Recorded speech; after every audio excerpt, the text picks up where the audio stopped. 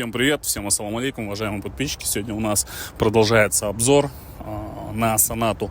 Ну, как мы ранее говорили, у нас самый честный обзор. Давайте о минусах машины по факту пробежимся.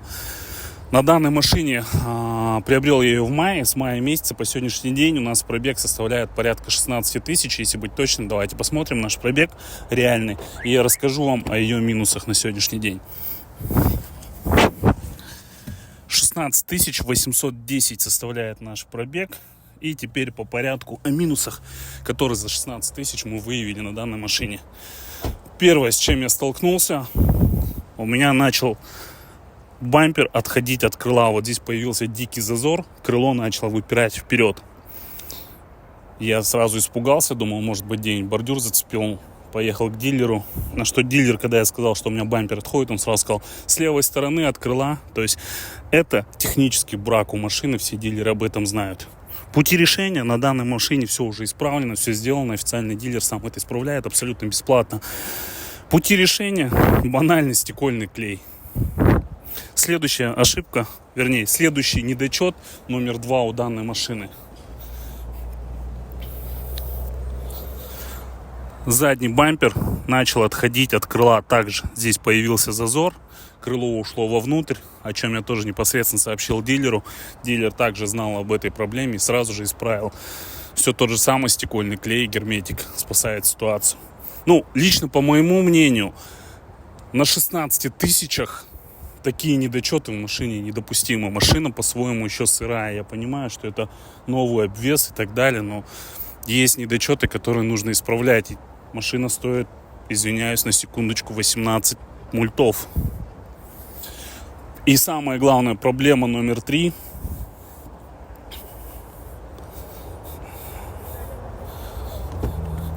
Я, конечно, не могу утверждать, что данная проблема происходит на всех машинах данной марки, то есть имеется в виду на всех моделях Hyundai Sonata, но по факту на этой машине имеется в виду в сравнении есть же Sonata более ниже комплектации, у которых селектор расположен на штатном месте, в отличие от данной комплектации. Так как это предмаксимальная комплектация, здесь селектор расположен у нас под рулем. Самая главная проблема и причина, с которой я столкнулся, начиная с 14 тысяч, у меня начинает пинаться коробка с первой на вторую, со второй на третью. Реально заметны задержки в переключении и рывки. Такие прям ощутимые толчки, когда машина начинает долго думать, и потом такой сильный толчок происходит. Заехал также к дилеру, рассказал о данной проблеме, на что дилер мне порекомендовал сделать адаптацию коробки. Мы сделали адаптацию коробки, все прошло, все помогло, все стало здорово, супер, все отлично. Но после того, как я выехал на трассу, проехал порядка 1000 километров, ну, признаюсь, скорость была высокая, на автобане я разгонял ее до 200 километров в час, по приезду в город данная проблема снова вернулась. Что характерно, данная проблема происходит только на холодную по утрам. После того, как машина прогреется, вы поездите немного, данная проблема уходит. Но, опять-таки, извиняюсь, ребята, как я ранее говорил, я фанат ВАГа, конечно, и мой 30-летний ВАГ начал пинаться после того, как ему стукнуло 30 лет. В отличие от Сонаты за 18 миллионов тенге, с пробегом 16 тысяч, когда она начинает пинаться, это не та машина, это не те деньги. Я ожидал, что с ней будет все идеально. Это абсолютно неприемлемо. Нужно что-то делать, исправлять. Поэтому давайте отзыв по машине по поводу ее расхода. Так.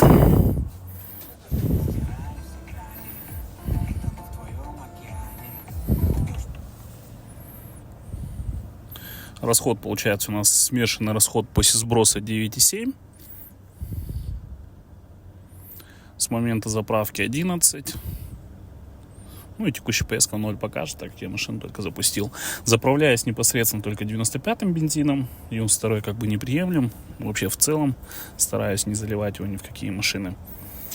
По машине что могу сказать? Машина в меру жесткая. Все говорят в сравнении с Camry, что машина жесткая и так далее. Да, у меня есть товарищ, который ездит на Camry 75-й. Мы с ним долго смотрели, дискутировали на эту тему, разговаривали.